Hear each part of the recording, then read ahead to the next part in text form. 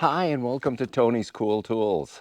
Today we're going to be covering a couple of different subjects. And if you stick around to the end, I'll have a couple surprises for you.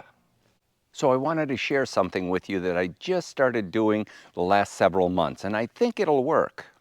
Like me, many of you stack your wood on pallets, just like you see here.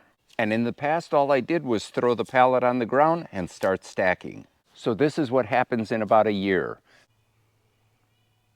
Pallets were not meant to be put on the ground. The moisture just comes up and kills it.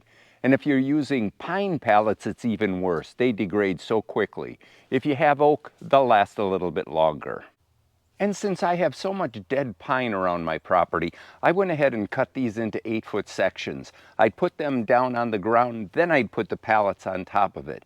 And it works good, pretty good, but the problem is, after a while, these are like sponges, these pine. They just bring all the water up, and it also gets onto the skid, the bottoms of the skid, and they start rotting as well.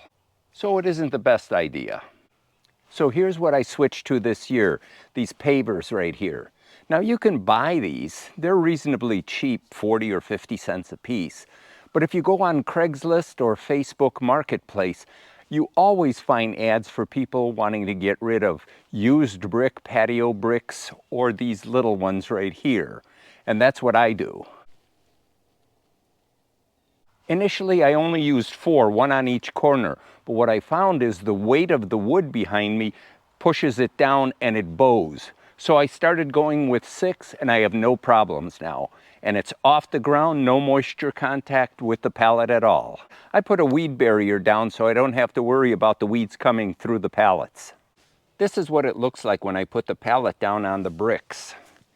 And as you can see, we have contact on all 4 corners.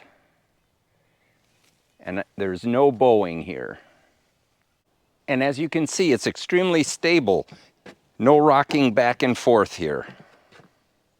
So my hope is with the pallets off the ground and nice and dry, after I stack all my wood on here and put a tarp on it, there won't be any moisture getting down to the pallets and they should last a long time.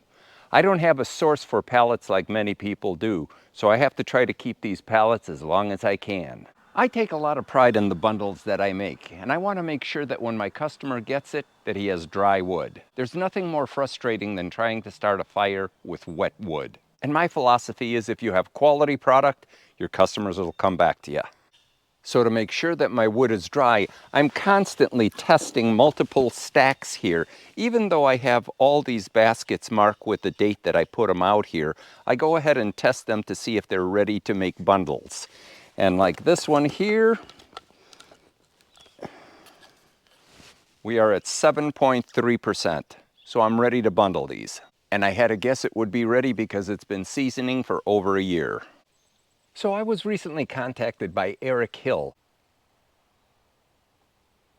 a company that specializes in different types of meters, like decibel meters, EMFs, field radiation, and yes, moisture meters. And they asked if I could do a review on 2 of their meters, the EWM02 and EWM03. So we're first going to cover the EWM03. For me, when it comes to instruments or meters, the simpler the better. And let me show you this one. Pretty cool. And check this thing out. It's so small, it fits into my watch pocket of my jeans. Or if you have carpenter pants in the side pocket. And at a cost of $16, how much more basic can it get? And it does have a 4.5 rating on Amazon with 700 units sold. So that's a pretty good rating. Now the claim is it's accurate to plus or minus 2%. And super compact, 3.5 inches by 1 5/8 inches. And it only uses 2 AAA batteries, which are included. Now I'm going to take you through the functions of the EWM03, but let me bring you in a little closer so you can see. Now the meter does come with double pins here, as you can see, and there's a standard red on-off button. When you toggle that on, the numbers come on, but you can also backlight the screen here by just hitting the set. And it does tell you the ambient temperature here, which is really nice as well. And you have 5 different settings here. depending on the material type that you have, if you have pine, oak, or anything in between. So there's 5 settings, but only 4 of them really deal with wood. The 5th one is for materials like brick, cinder block, or drywall. And for those of you from Europe, you can change this from Fahrenheit to Celsius extremely easily. There are 2 options for turning the unit off. Basically, one, you can just hold the red button and it turns off, or after 10 minutes of no use, it shuts off automatically. And it does come with super simple instructions that even I can understand. Now, the big brother to the EWM03 is the EWM02. You would think it'd be the opposite way around. The bigger or better one would have a higher number, but that's not the case here. And for those of you who want a little bit more information on their wood, the EWM02 is the meter you want. At a $25 price tag, it's a very reasonable meter. And it has an Amazon rating of 4.5 with 900 units sold. So that's pretty doggone good as well. And it too has an accuracy of plus or minus 2%. Now this one is powered by 3 AAA batteries because it has a few more things on it, and I'll show you in just a moment. And it does come with a cloth case and additional prongs in case you damage some of the ones on the unit here. And the measurements on this meter are 5.5 inches by 2.5 inches. So it too is pretty compact, almost like a cell phone. And when you turn the unit on or off or change any of these functions here, it beeps. This meter also tells you the ambient temperature, but in addition to the ambient temperature, it tells you the relative humidity outside as well. And as well, you can change it from Celsius to Fahrenheit or back. Now, one of the coolest things about this meter is the fact that not only does it tell you in numbers what the percentage of moisture is in wood, but it also tells you in color. Green is it's dry, orange is it's moderate, and red is it's wet. Now this unit here has 7 different modes to it, unlike the other unit which only had 5. But this one only has 2, A and B, that deal with wood. And it'll tell you the softwoods or the hardwoods on there. And you have to set it before you start measuring the moisture content. As I mentioned about the 2 modes for wood, which is A and B, there's a little tree in this corner here that lets you know you're dealing with wood. And the min-max setting over here is if you have a piece of wood, the minimum or maximum percentages on there, you can switch them back and forth. Now I just split this wood yesterday, and I want to show you what the meter reading is on this and the color coding on it. So I have it set at on A, which is for wood, for hardwood.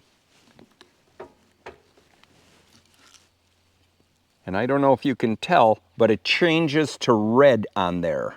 And it says that I have 27.4 moisture content. So here's a couple of things that I found very interesting. First, these 2 units, the one from Erickhill and the one from Toptis, look identical. So I'm wondering if one company is private labeling it for the other company, because they have all the same features, all the same buttons, they're identical with some cosmetic changes on the side. The other thing that I found that was very interesting is I have multiple moisture meters, and when I put these into the same piece of wood, no 2 meters read the same. Let me show you.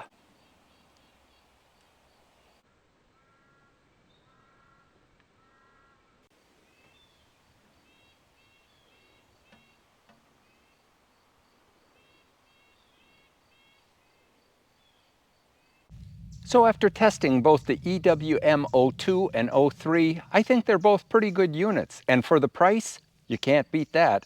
I think this would be a great addition to the woodyard. Now, if you've stuck around this far, I told you I'd have a surprise. Well, actually, I'll have 2. We're going to be doing a giveaway on both the EWM02 and 03. And the winner's going to be picked on September the 13th, Wednesday, September the 13th at 12 o'clock noon. Now there's only 2 requirements. First, you have to be a subscriber to my channel. And second, somewhere in your comment, write Erickhill. That's all you have to do. Erickhill, that's all one word. And I'll have a link below in the info section on where you can get both of these meters. So hopefully you found this video on the Erickhill moisture meters informative and interesting. And if so, please like, share, and subscribe. Give me a thumbs up as well. And remember, pass it forward. Make the world a better place. And don't be a tool. Watch Tony's Cool Tools. Until I see you next time, have a great one.